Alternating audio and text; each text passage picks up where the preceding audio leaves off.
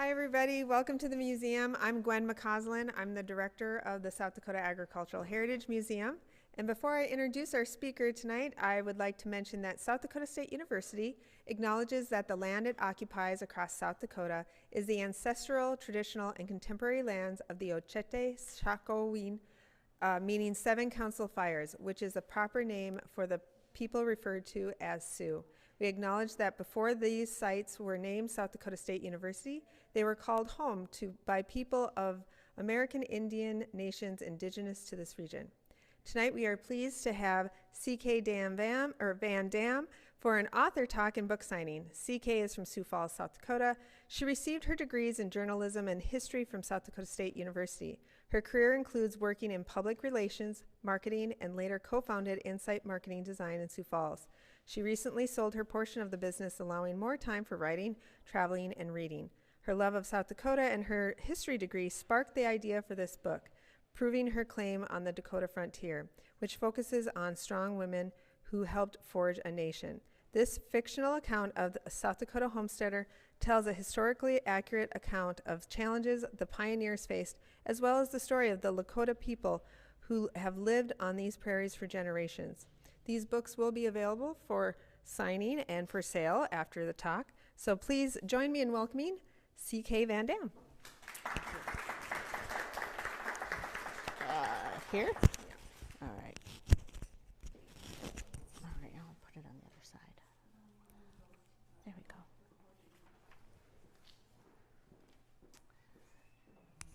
I think, isn't it turned on? Can you hear me? So that's just for us recording. Okay. So I will speak loudly. louder, All right, all right, very good. Thank you all for coming tonight. I'm excited to be here. And a little tidbit is, this is my first author talk. So please, please make this more than a presentation. Make it a conversation. I would love to hear what you have to say and stop me at any time and ask questions. So rather than a presentation, let's just talk if we can. Gwen did tell you a little bit about myself. I am an SDSU graduate. Dr. Sweeney was my history professor here, and I'm so excited to have him here. I hope I don't flunk. But he was his area of expertise was the Civil War era, and that's when this book is written about, the era for this book. So that was also a very fascinating time in history for me. So that's why I selected that time for proving her claim. I am from South Dakota. I live in Sioux Falls, as Gwen said, and I travel between Sioux Falls and Lake Poncet. I did sell my company a couple of years ago, and as I was getting ready to retire, I thought, what am I going to do with all my time now? And I thought, oh, that book I wrote 20 years ago. Yes, I wrote it 20 years ago. I thought, well, maybe I should dust it off and take a look at it and see if there's anything there. So that was my goal after I retired, was to maybe publish a book. And as I was looking at the storyline that I had written so many years ago, and my marketing brain kind of started pinging, and I'm looking at the ratings for 1883 and Yellowstone and stories like that, and I thought, there is an audience for that. Those were #1 rated television programs, and the storylines in those television programs were very much like what I had written in the book. So I thought, this is an opportunity and there's an audience for this. So that was what made me think, well, let's give it a shot. What do I have to lose? So tonight I'm going to talk a little bit about the book. I'm going to talk about the research that I did. If we have time, I'll talk about my journey for self-publishing, because I did publish this on my own. And then the marketing that went into publishing it, like things like this. And then what's next? What am I writing next? Am I writing next? Maybe not. But yes, so those are the things I'm going to talk about tonight. Again, stop me at any time and ask me questions, or just make a comment if there's something that you want to share with the group. So, how many of you have read the book? I'm just kind of curious. Just a couple of you. Well, okay, well then there may be some spoilers, but I'll try not to tell you the ending. But the book is categorized as historical fiction, historical romance, or Western fiction, and that is the genre that I wrote this in. I figured that this was a good time to write this genre, knowing that there's an audience out there for it. And 20 years ago, this book started with a statistic, oddly enough. It started with a statistic about homesteaders on the prairie through the Homestead Act. Now, the Homestead Act that brought people to the West was the Homestead Act of 1862. There were several other Homestead Acts after that, but this was the first one, and this is the one that was, no pun intended, landmark legislation that brought people westward. To qualify for land, this was a government program that would transfer public lands to private individuals. And in order to qualify for this, you had to be head of household, over 21. You had to have not taken up arms against the United States. Remember, this was in 1862 during the Civil War. And those were the things that you needed in order to stake a claim, to file a claim for 160 acres of public land. Now, in order to prove that claim, you had to live on the land for 5 years.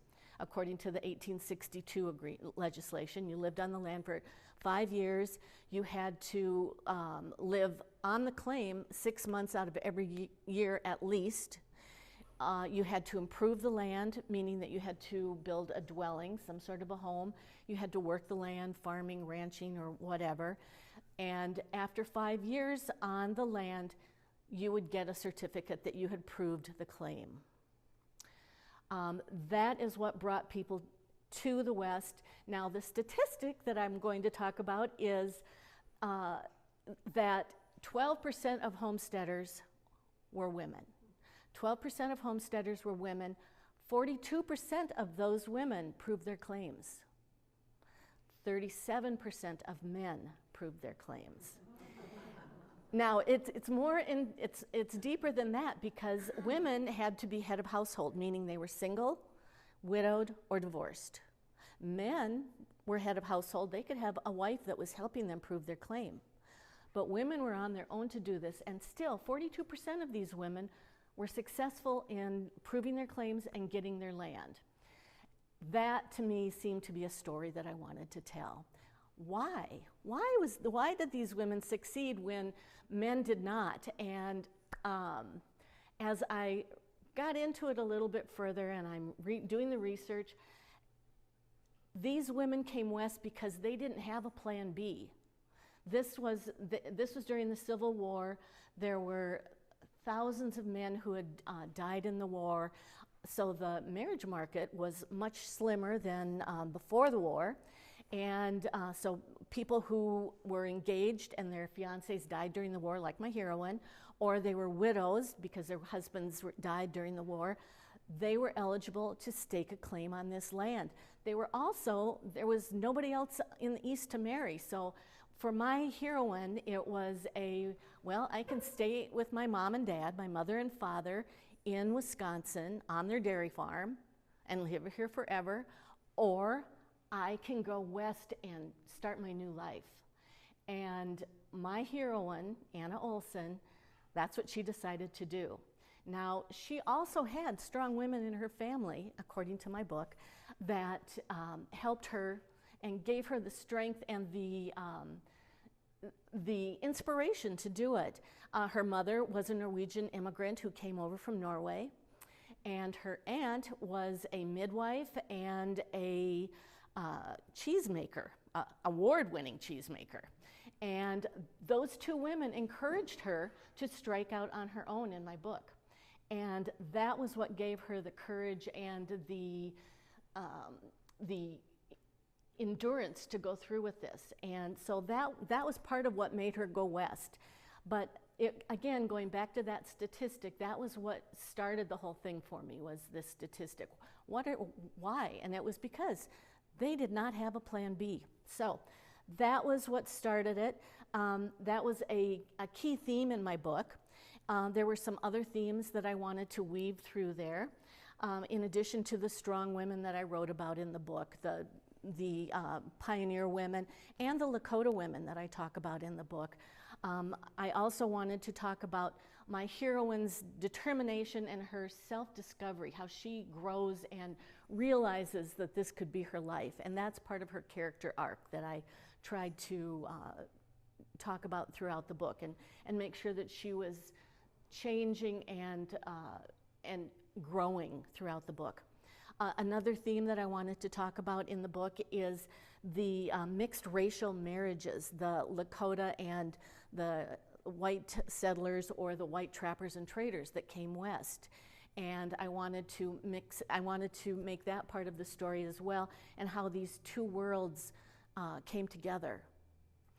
And I also wanted people to understand that the frontier was not empty. Now, if you read advertisements back in the 1880s, you would think that this was blank land, prairies that were endless with nobody on them, and they were just waiting to be filled with people. Well, that wasn't true, and we know that today, but that was part of this story as well, that people came west and realized, oh, well, there's people here already.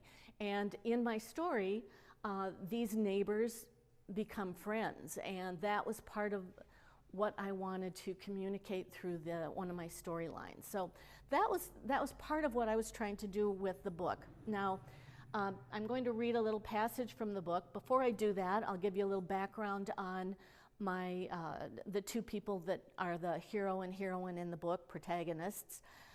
Anna Olson, as I said, is a farm girl from Wisconsin, and she came west right after the Civil War, after her fiance did not come back. And she had these strong women that encouraged her to do that. The hero of the book is Two Hawks Mackenzie, and he is a member of the Lakota tribe that is near her claim. Two Hawks is the son of James Mackenzie, a Scots trapper and trader, and Yellowbird, who was a member of the Lakota tribe. So he was able to speak English, and that was part of the reason that I had that heritage for him, so that he would be able to speak English in the book, and he would have that wonderful Scottish accent. So all of those things kind of came together to create Two Hawks Mackenzie. So I'm going to read a little bit from the book, and then I'll talk about the research that went into writing it, and some of my journey to publishing. Any questions so far? All right. So we are in Anna's sadi, and she is baking. So here we go. Anna was kneading a second batch of bread for the old cook stove when she looked up to see a group of Lakota women standing in her open door. Flour smudged her cheeks and nose. Her hair was caught up in a kerchief, but several blonde tendrils had escaped to curl around her face. An apron covered her brown skirt and white blouse. The sleeves of the blouse were rolled up to her elbows. This must have been one of those unexpected visits that Joe Morgan, her neighbor, had mentioned. She remembered his advice. The best thing to do is to offer them some bread and a brave smile. "Come in, please," she said. Then she realized they did not understand her language. She motioned them in with a flour-coated hand. They looked to an older woman, tall and slender, for their cue.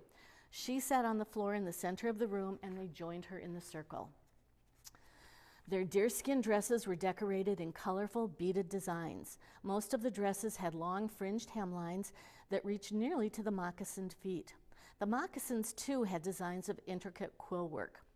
Each of the women carried at least one large deerskin bag filled with berries, roots, or other fruits of the prairie. Anna washed and dried her hands while she surveyed the group of women. Taking the fresh bread, she sliced generous pieces for the visitors. She served the bread to the women on one of her china plates and motioned that she would get them something to drink. On her way to the well, she saw a rider coming toward the house. "This is my day for company," Anna said to herself. Rather than waiting to see who was headed her way, she hurried back to the house to tend to her guests. She poured the cold well water into cups for the women and served them as graciously as her mother had served the church club women at home. Anna sliced a piece of the warm bread for herself and sat on the floor next to one of the older women. She smiled at the woman, pointed to herself, and said, "Anna, my name is Anna." The woman nodded and said, "I am called Yellowbird." Taken aback by the woman's English, Anna said, "Hello, welcome to my home." The women talked among themselves in Lakota. Anna watched the exchange, wondering what they were discussing.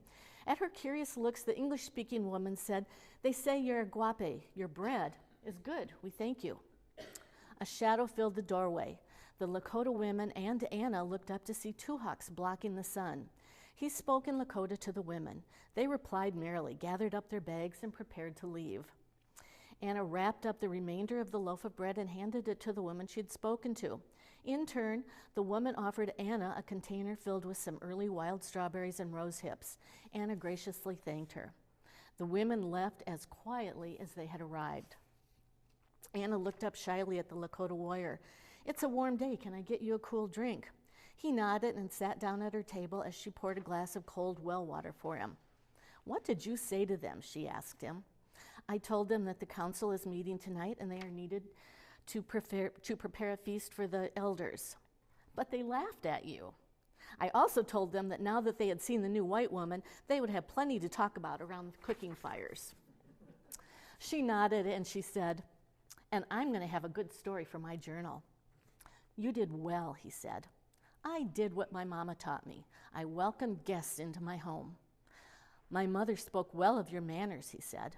Your mother was among those women? You were sitting next to her." "Yellowbird? We spoke to each other. She gave me this bag of rose hips and berries." "She was gathering herbs and plants for her medicine bag. She is a respected healer in our camp." "Please thank her again for me and tell her that I have some understanding of healing from my aunt, but would welcome her teaching if she would share her knowledge." I will ask her." Two Hawks brushed a smudge of flour from Anna's cheek. "Flour," he said. Thinking he was referring to the flowers he had left on his last visit, Anna said, "Oh, I put them in a vase on the stand. It's a sweet fragrance."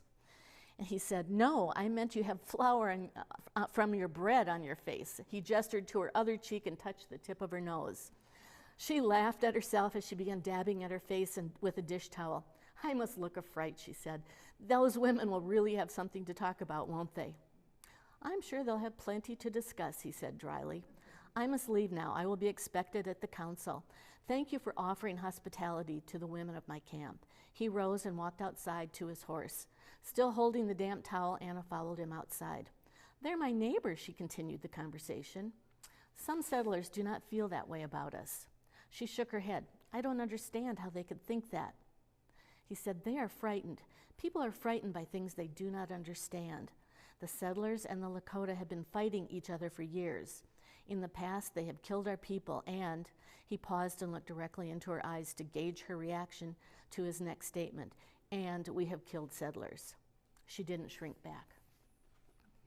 So that passage, I chose that passage because it refers to the interaction between her Lakota neighbors, the hero and the heroine. It gives a little bit of a backstory about the deaths, the fights that the Lakota and the settlers had, and it talks about why we should get along. It also gives a little bit of a vision of what the Lakota women were wearing, and that was thanks to my editor. I'm going to talk about her in just a little bit. But those are some details that help give you a visual on what you're seeing in Anna's sari. So that is that's the very beginning of the book, and from there the relationships continue to grow. They have challenges, they have obstacles, and of course, because this is a romantic fiction, it has a happy ending. I will tell you that.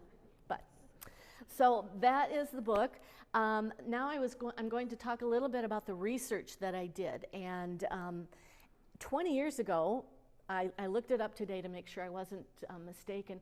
Google was just getting started about 20 years ago, so you really couldn't go online to look up how do you say this or what did they wear here. So there was a lot of research that I used in preparation while I was writing the book, before I wrote the book, and after I wrote the book I even read more.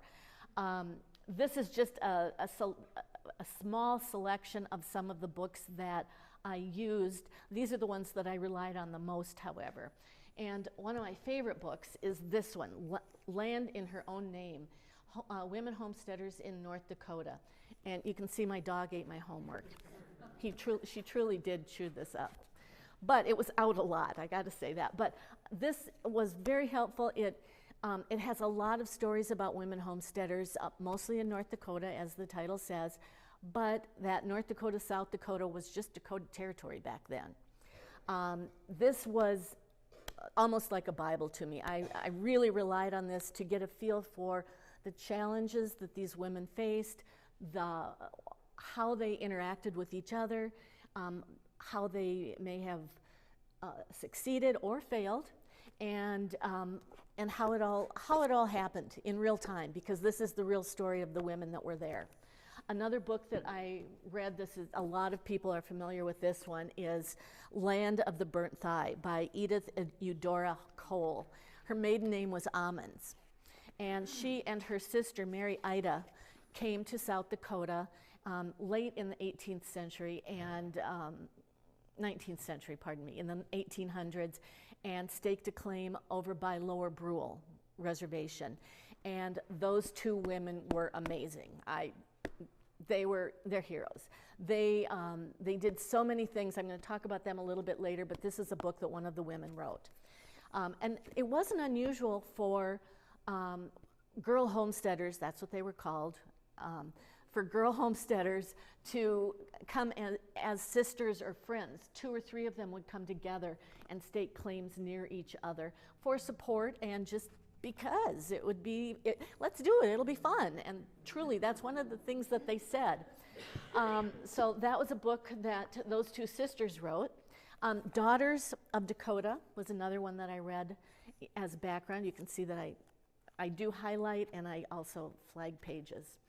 So this one is not only about the pioneer women, but the Lakota women who built relationships together. And I thought that that was a very interesting relationship that needed to be brought out as one of the themes in my book. So this was one that I read a lot and relied on a lot as well.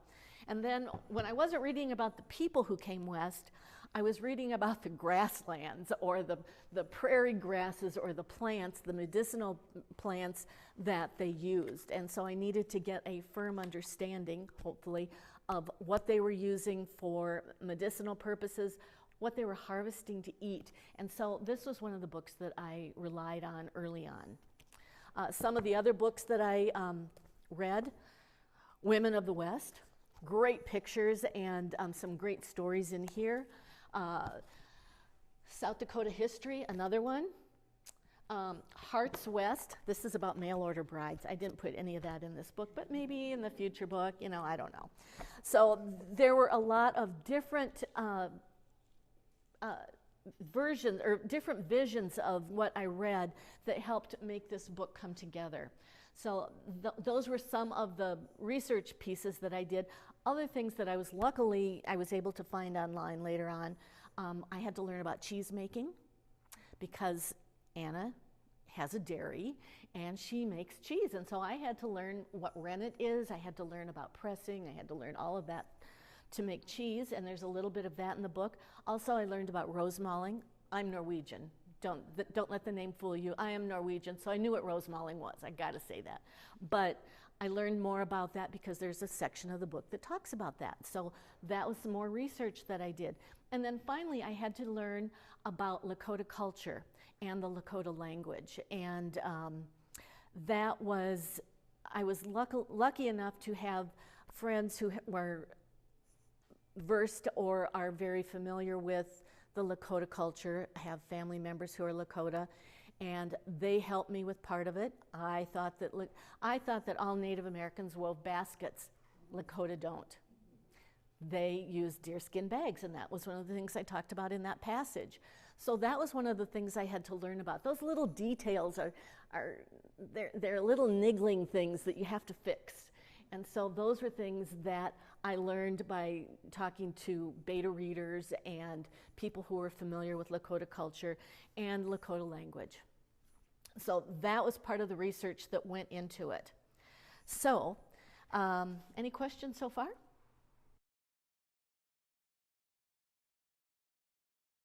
Yes.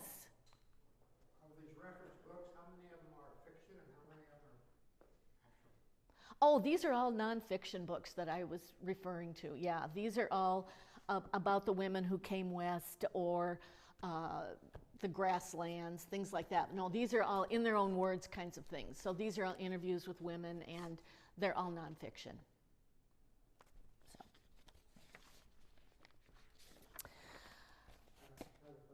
Oh, I'm sorry. Maybe I missed this because I was late, but where did Anna homestead? Oh, that's kind of vague.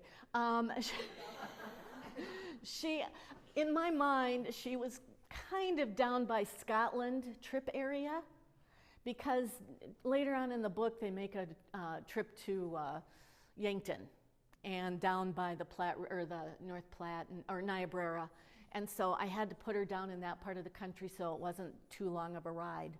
So that was kind of in my head, was that's where she's from. This doesn't relate to the book, but about these 42% of the 12% who actually proved up, did they stay or did they sell it?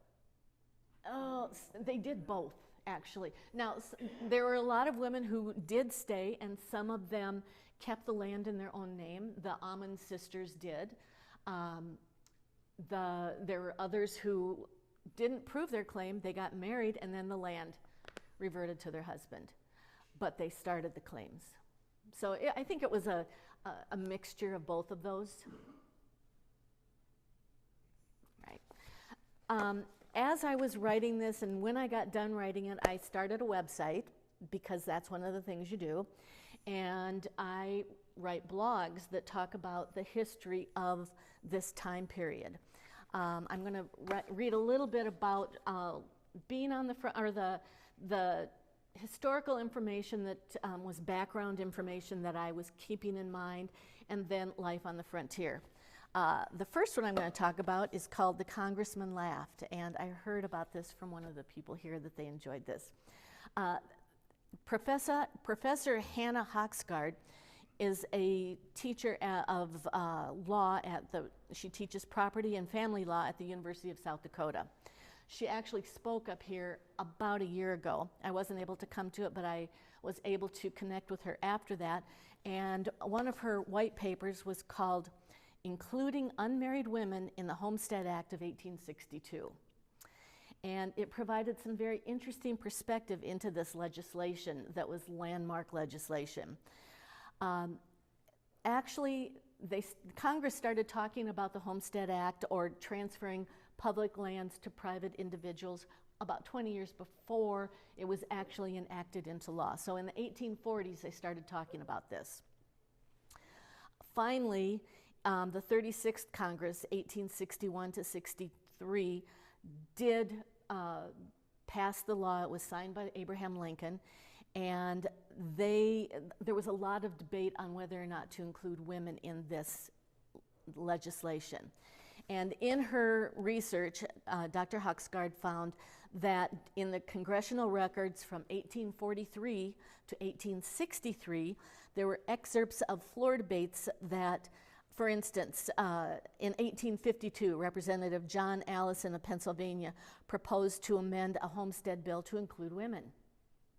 Allison's proposal, after generating laughter, was soundly rejected.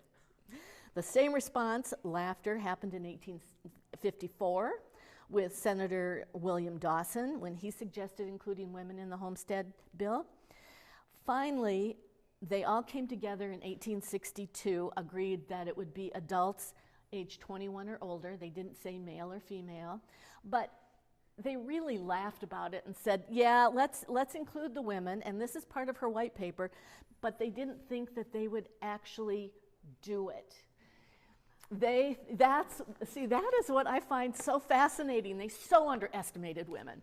And they said, sure, we'll include them in this legislation. They'll go out there, they won't do it. They'll get married, they'll have babies, and they'll populate the prairie, but they're not going to actually prove their claims. Yes. And that was part of the thought for the Homestead Act, to bring women out. There's a number of documents and there's research that talks about that. But as I said, the joke was on these congressmen that the women outperform the men by percentage, and I always get a charge out of that. Other research that I did, and my book is, the town in my book is called Rendezvous, and that is based on having those trappers and traders from the 1820s, 30s, and 40s who were,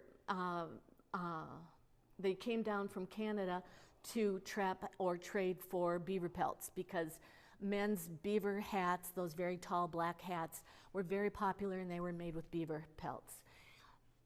So they were the first large group of white people that came into this area. They traded and trapped with the first peoples, and they had relationships with them, business relationships and familial relationships. They started families with some of these Lakota women.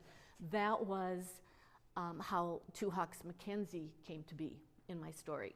His father was a Scots trader, trapper from, I don't know that I said it in the book, but I was always thinking the Hudson Bay Company. But so he came down and met Yellowbird. They had Two Hawks. He took Two Hawks with him when he would go trapping and trading. So Two Hawks had a broader view of the world than a lot of people may have. That was part of what these trappers and traders did. Now, the beaver trapping kind of petered out during the 1840s, and these men continued to be in this area. They became they would lead expeditions westward. They were scouts for the army. So they stayed employed, they just did different things. They were the ones who, in their minds, they had these, the geographical maps of where we were going. And so they knew where to lead people, and that was part of what they brought to our country's history. They also had the mixed racial children that continued the blending of these two worlds. And in Canada, those children were called Métis. I think they're still called that. I hope I'm pronouncing it correctly. The Lakota called them the half-burnt thigh children,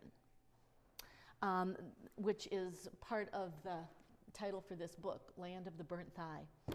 So these children, these biracial children, were the ones who helped bridge some of the changes that happened during the 1860s, 70s, 80s, 90s, when the flow of pioneers and homesteaders came into this land. And they were the ones who were negotiating the treaties. They were the ones who were scouting for the army.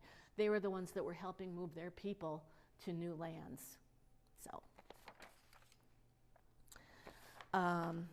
So a little bit about life on the frontier, because I found that the most fascinating part of the book.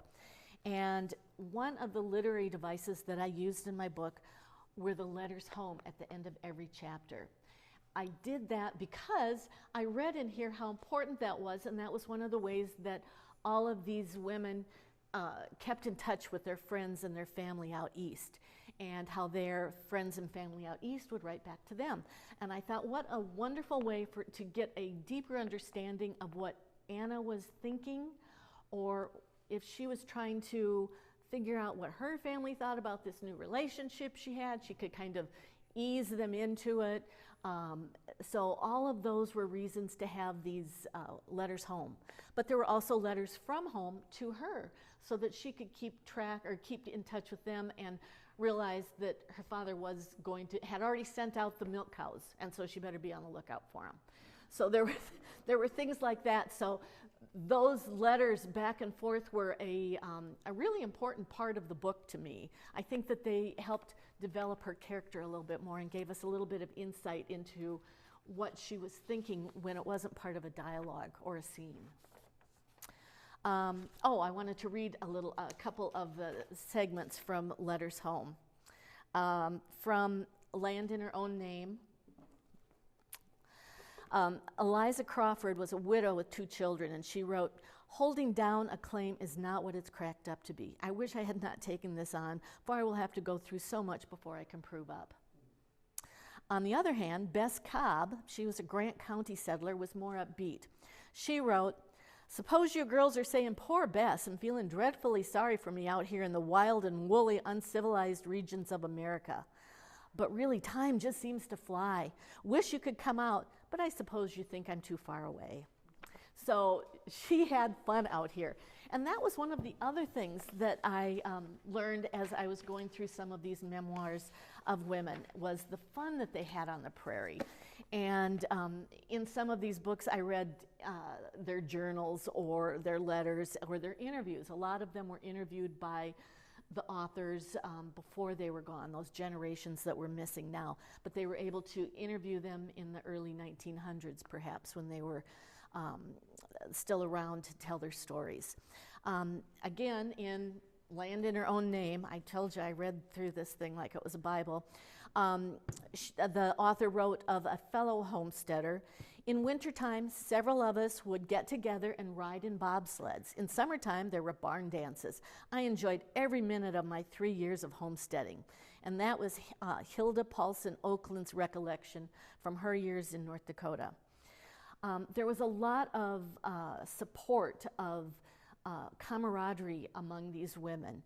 And she interviewed Anna Zimmerman from Dunn County, North Dakota. And Zimmerman said, "We visited neighbors, danced at house parties, and played cards. We went as far as 25 miles horseback to dances, danced all night, and then rode home."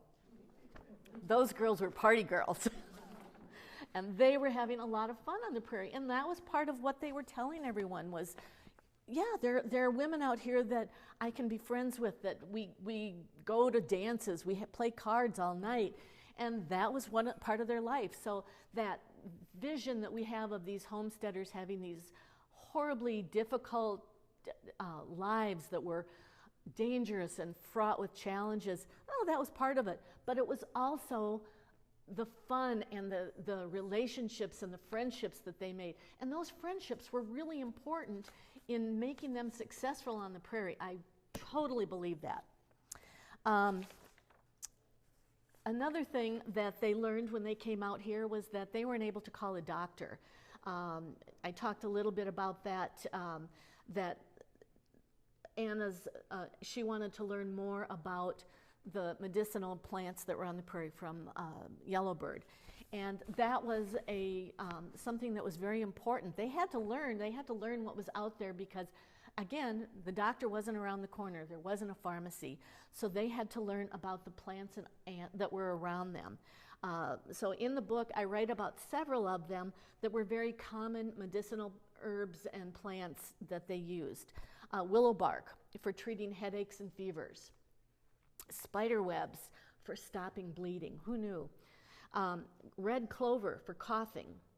Cohosh for preventing unwanted pregnancies. It was a contraceptive. And then coneflowers, which we call echinacea or coneflowers, for chills, sore throats, and even snake bite. So we still use echinacea today, very common. We also use willow bark because willow bark has the chemical that is in aspirin. Salicin. So that's what's in willow bark that makes headaches go away. So we're still using some of those things today. They're tried and true, and that's what they were using. They really thought of the prairie as their medicine cabinet.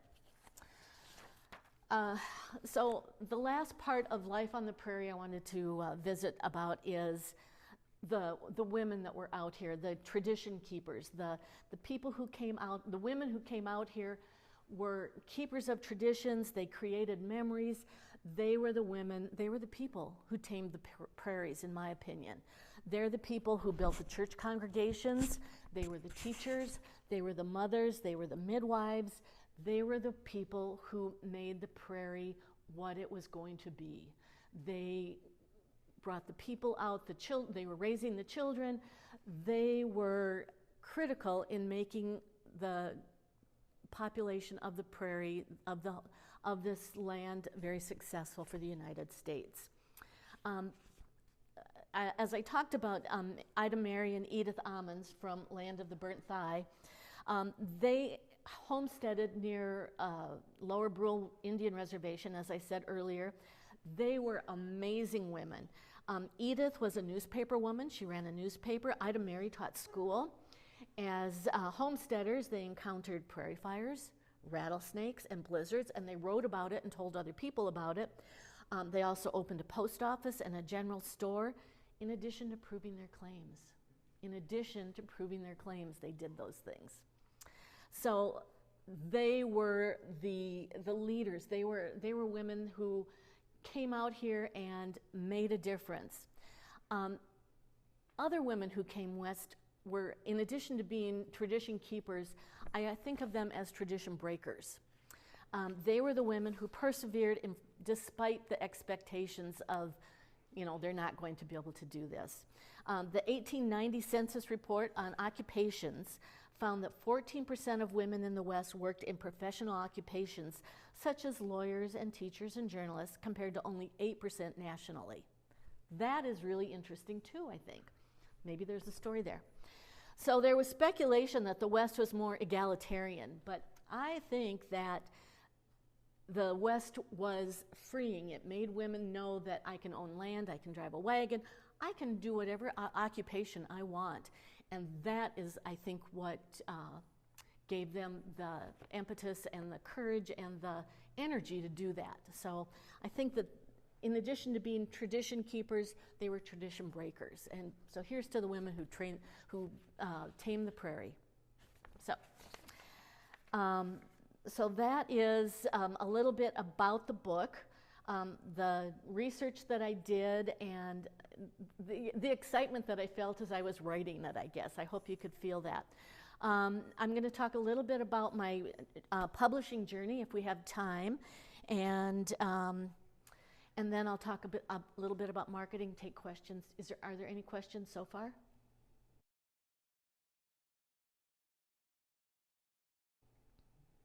Yes, sir. Who was the lady author you mentioned there?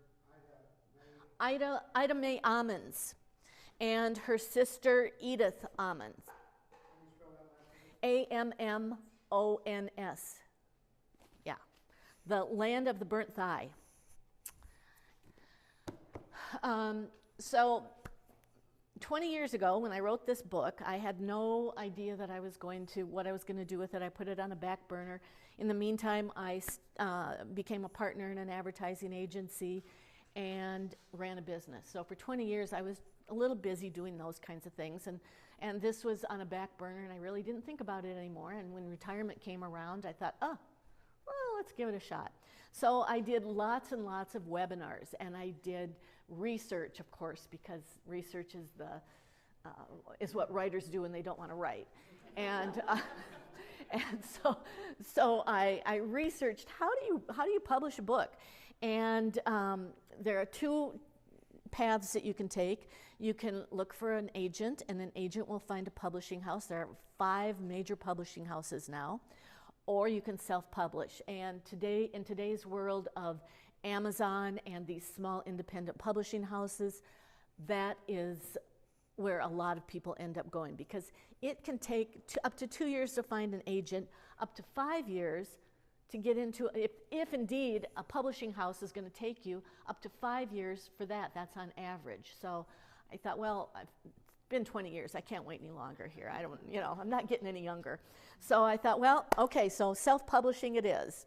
So then, how do you self-publish? Well, the first thing after I had written the book and gone through it again, because 20 years, there's things changing, and I wrote it over such a long period of time, frankly, during that 20 years ago, that sometimes I forgot who I talked about in the beginning. So I had to, as I'm reading through here, and I had to tighten up some of that. So that was kind of, But then the first step is to find an editor.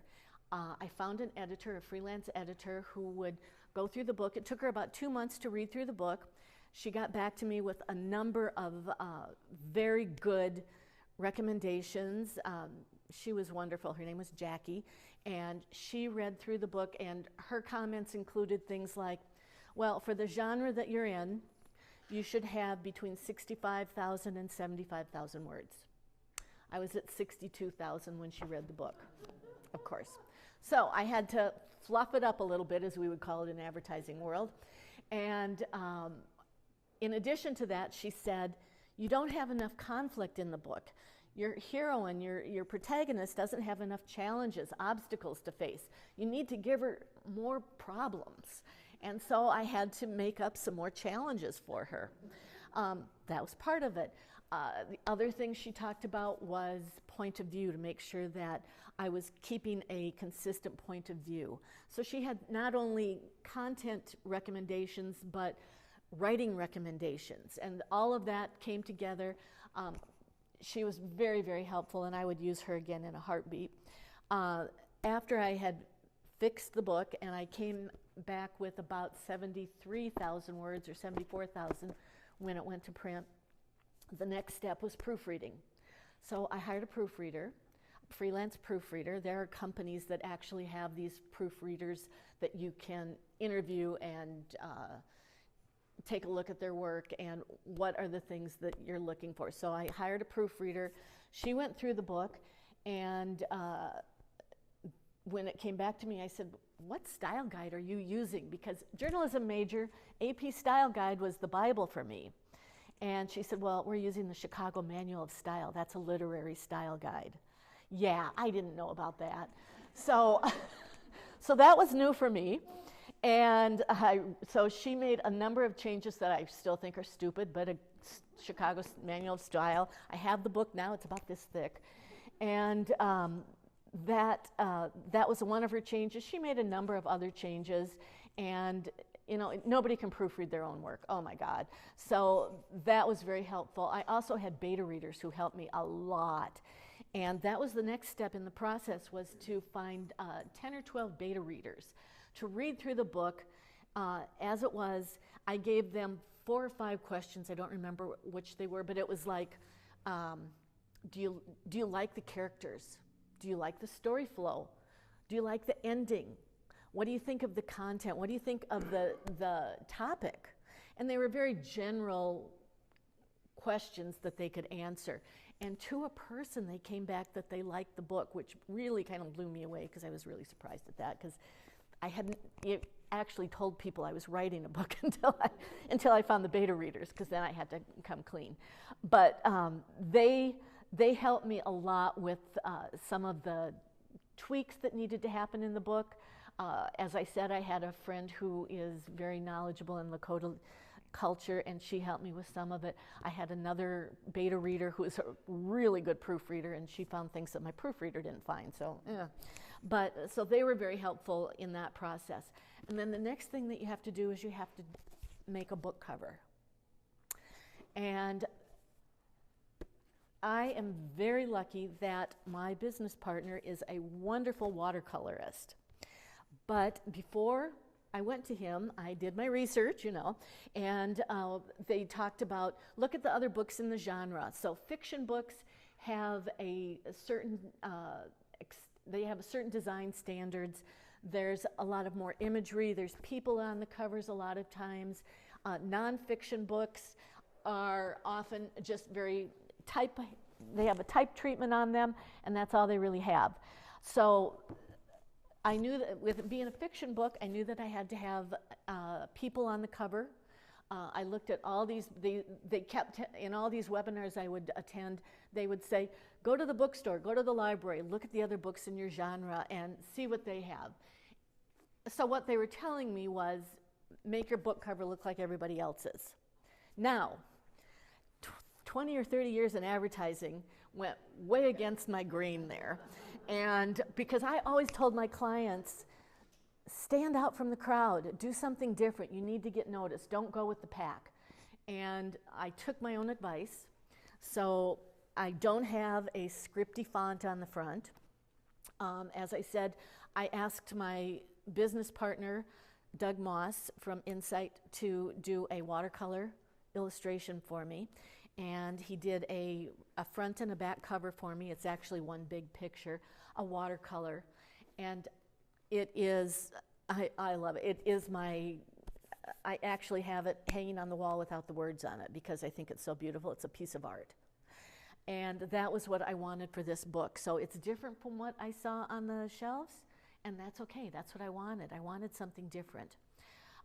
So book cover was the next thing. And then I had to publish it, take the big step. I hired a company to put it in Amazon because they understood the keywords, the categories, all of the things that need to happen in order to launch a book through Amazon, because that's where I was going to self-publish to start with. I only have one chance to do it, and I thought, well, if I don't do this right, I've lost my chance. So I hired a company to help put it on Amazon in the right categories with the right keywords, do the right promotions for it, and it launched. And it was #1 in 2 or 3 categories when it launched. So they did a good job for me, and that was the goal, was to be #1 in a couple of categories. It's still #1 in antebellum on Amazon. It's #8. Last time I looked, it was #8 in Western fiction, Western fiction, and 20 in Native American indigenous fiction. So, not bad, huh? Yeah. So they did a good job with that. But that was the publishing journey that I took.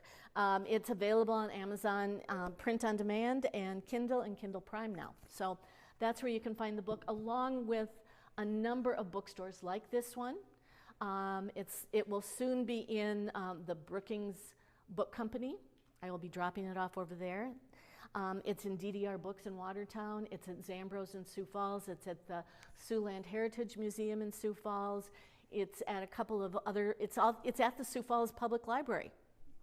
And that's my 2023 New Year's resolution, to get it into more libraries. So in order to get it into libraries, I have to publish it through Ingram Spark, which is the go-to for libraries. That's where they order their books. So I have to put it there so that I can get it into public libraries. So those are some of the things that helped me publish the book. Now I'm into the marketing phase, which is coming and doing book signings and book talks, book fairs. I do advertising on Facebook and Instagram. I have found Facebook to be really profitable. I mean, it directs people to Amazon, because I'm not Nora Roberts. I'm not James Patterson. So I don't have a built-in audience. So I have to tell people to go there, and that's what Facebook helps me do. I do some promotions, and I've started contacting libraries. So that is how I'm doing the marketing. Finally, what's next? A second novel. So I am in the process of writing my second novel. It is about a woman homesteader. The theme came from this organization. It came from the South Dakota Ag Heritage Museum. Years ago, they had an exhibit about sheep herding in South Dakota. And you remember it? And one of the display headlines said, "Cattle were for the prestige, sheep were for the cash." And that stuck with me, and so my woman is a sheep herder. So I am about a third of the way through the first draft on that. I had somebody on Facebook ask me today when it was coming out. Pressure, I don't know. So maybe this fall, we'll see. I'm, like I said, about a third of the way through. So that's the next thing. I also wrote a children's book that's not anywhere near publishing, because my illustrator is still working full-time. So, but he also he likes to illustrate children's books, and it's a book about a rescue dog, because that's who ate this book, was my rescue dog. So that is what's next for me. So Do you have? Yes, sir. I used to tell my students, you know, you start out with hogs, you do the sheep to make money, you do the cattle for prestige, and then you ultimately go to horses, and you go broke, and you start over again. Ah, so true. So true. I'm anxious to see that book. So am I. Other questions? Yes, sir. In the back of my mind, there's a, and I think it may be just down to Kansas, there was nothing in the law originally about the size of the claim shack. Oh, I don't. And so people, they had basically a small dollhouse, but they were moving from claim to claim. How, And then somebody caught on and they had, but it's just, it's just a memory. well, somebody always has an angle, don't they? Yeah, I hadn't heard that. Public, I mean, it had to be down to Kansas because that was a bunch of reprobates. I think I heard you say that before. Yes, one of the things I did hear or did read was that like a brother-sister homesteaders, they would build their houses on the property line, so they would have a bigger house. And so they would live together but separate. They would have part of it on her land and part of it on his land. So that was a thing. We know that that happened in Kingsbury County. Did it? Were they cousins or brothers? They were just friends. Oh, They yeah. built one together, but it was on the line. Sure. And they, Well, doesn't it make sense, kind of? I mean, really. But that's part of what I've learned as I've been in this process. The other thing is hearing from all these people whose great-grandmas came west and staked a claim. And I wish that my grandma had done that, or my great-grandma. But unfortunately, they didn't. But I've heard from so many people that my great-grandma came out here on her own and staked her claim and proved it. And she was up by so-and-so county or whatever.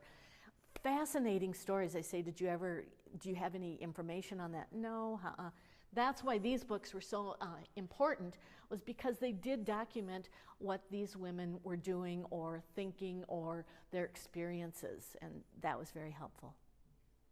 Yes, ma'am. How many of those women had to hire men to do the actual labor? A lot of them did, and a lot of them traded labor. They would cook, or they would bake, or they would do housekeeping or other things, but they would trade their labor for other work, yes. In my book, she has the town come together and build her barn, because barn raisings were a thing. But I read a lot that these women would live part-time on their claim and part-time in town so that they could be shopkeepers, or they could be teachers, or they could be, in my new book, I have a saloon owner. So they had all sorts of different occupations that they did part-time here and part-time there. But yes, they traded labor a lot of times. Because the labor was just incredible. Oh, yeah. Farming. Yeah. Yeah. Well, thank you for coming tonight. If you would like to get a book, you can pay for it up there, and I'll sign it for you. Otherwise, I just appreciate being able to tell you a little bit about my story.